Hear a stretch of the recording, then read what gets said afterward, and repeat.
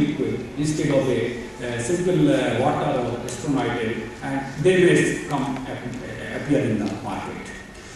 So now, when I was talking about the viscotic liquid crystals, why they are important and why they can also be used as a photovoltaic materials.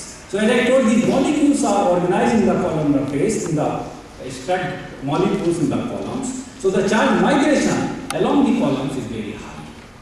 Okay. So because of this reason, charge mobility has been found to be very high, like 0.1 centimeter square volt seconds.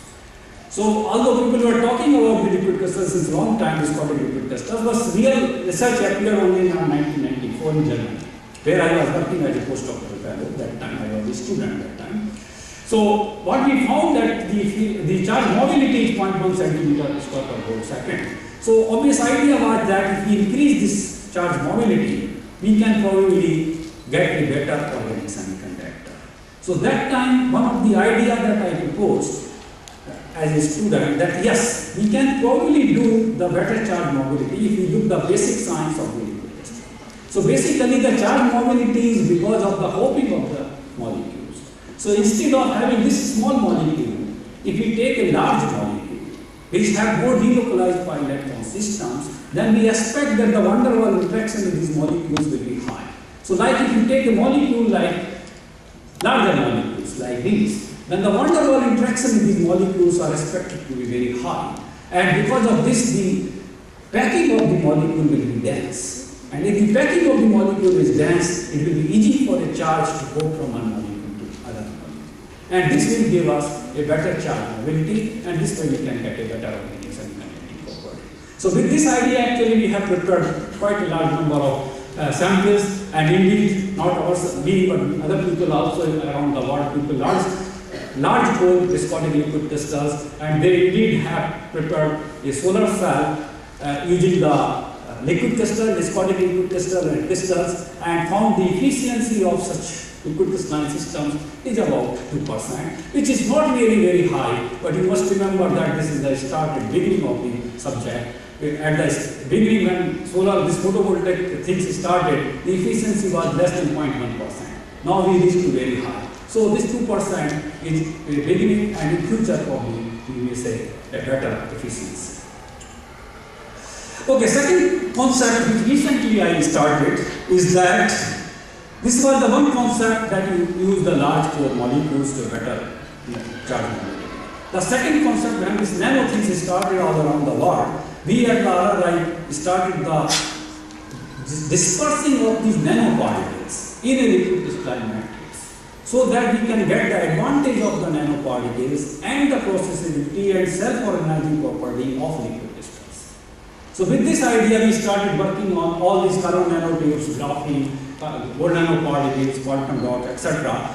I don't have much time to tell you, so just quickly tell you maybe one idea of the carbon nanotubes. Okay, so while about this carbon, I think all of you know this is a wonderful, very small sixth element of the periodic table. This has a really wonderful property. Without carbon, no one can live. Everywhere we have carbon. Okay, so this obviously have the different forms like 0-dimensional, 1-dimensional, 2-dimensional, and 3-dimensional, and obviously they have all properties from starting from insulating to semiconducting to conducting. So we can use really all the properties. So the idea is, okay, so carbon nanotube, I think all of you know, they are basically formed by the rolling of a graphene sheet, and depending upon how the graphene sheet is rolling, whether they can be zigzag, spiral, armchair, etc. And if it is single graphene sheet is rolling out, this is basically single wall carbon nanotube, and if it is multiple graphene sheets are rolled, they are multi-wall carbon nanotube.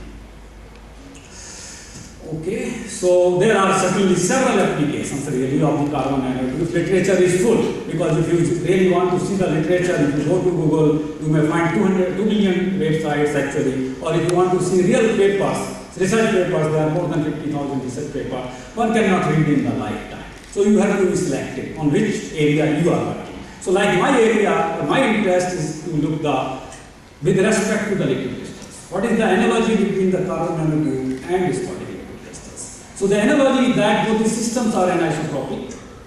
Both the systems self-assemble into hexagonal lattice. So they can be, both these systems can be considered as a one-dimensional conductor. So the idea was to that if we really disperse or we hybridize these two systems, carbon nanotubes and viscotic liquid crystals, we may get products or semiconductors which might have a better semiconductor properties. So with this idea we have started working, and our idea first was to really functionalize the carbon nanotubes with the viscotic liquid crystals, and this is the chemistry, of course little difficult chemistry, but finally we prepared the carbon nanotube as shown, which is fully wrapped with the viscotic molecules covalently linked, and then we fully characterized by different techniques, which I told in the very beginning that we have to characterize the molecules only to convince the international community by NMR, IR, UV, mass, STM, all these experiments we have done practically in our lab. So we have just shown that yes, the molecules which we have prepared, carbon nanotubes which we have prepared by wrapping the viscotic molecules is really very good.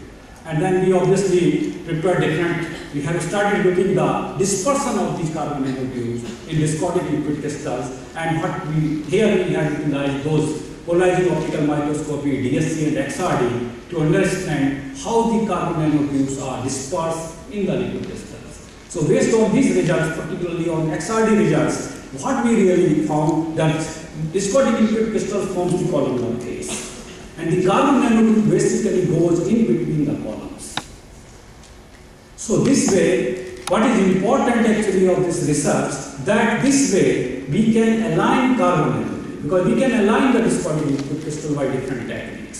So this way, indirectly using a viscotic liquid crystalline matrix, we can align carbon nanotube also, either perpendicular to the surface or parallel to the surface. So that time when we were doing this research in around 2004 or so, it was extremely difficult to align a carbon nanotube, and this was one of the easiest way one can align carbon nanotube. We have done a lot of work on this, but I think I will not go. And similarly, we have also worked on the gold nanoparticles. Gold is very important and for many applications, for biological application, but it's more important in material science, because once you reduce the size of the gold particles to a nano level, then bulk gold is conducting. But if you reduce the size to 1 to 2 nanometer, this becomes semiconducting.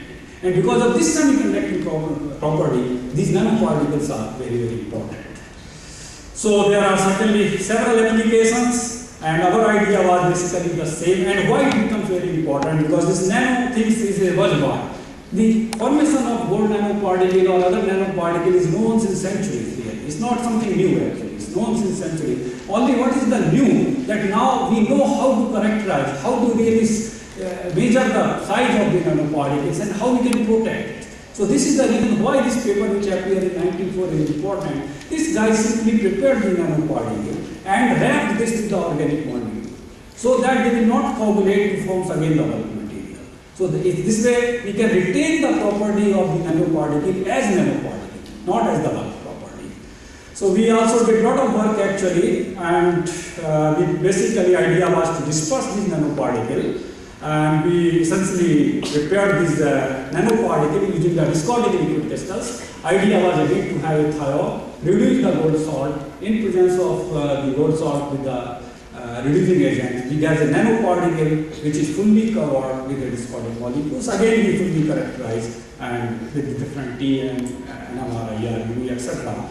And what really is important, that once we did the X-ray for this compound, like in the carbon nanotube case, we found that the nanotube goes in between the columns. But in the case of nanoparticle, probably they are not going in between the column, but they are staying on the bed of the columns. You have the columns, you have the gold nanoparticles, you have columns. So this way we basically get a system where the nanoparticles are merged in the columnar phase, and if this is the basically model, then you can see very different the properties. So to understand the property, we basically look the conductivity of the system, and we found that when you do 1% of these nanoparticles, the conductivity jumped almost like 1 million tons, and very stable at room temperature. So such system is very, very important photovoltaic application, because we get the property of the nanoparticle, surface plasma resonance, absorption, and the processability of the liquid crystal.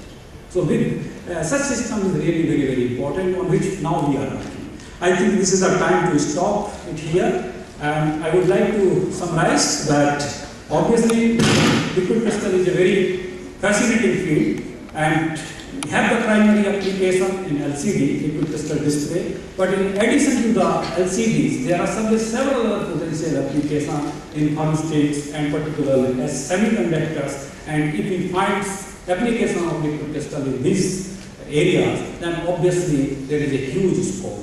Obviously, to really reach from research to device, we need lot of cooperation between chemistry, physics, engineering, biology. Only then the device comes.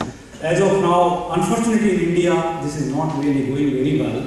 Somehow we have excellent chemists, excellent physicists, engineers, but somehow we don't collaborate each other. We don't come to as a team to make the device, and this is the reason why we are behind much from the world. And in future, you are the future scientists. Probably you can take care, you can take the lead to really collaborate each other, to work as a team, and certainly we will see many more exciting devices and scientific discovery in future.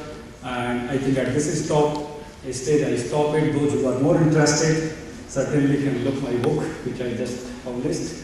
And thank you very much.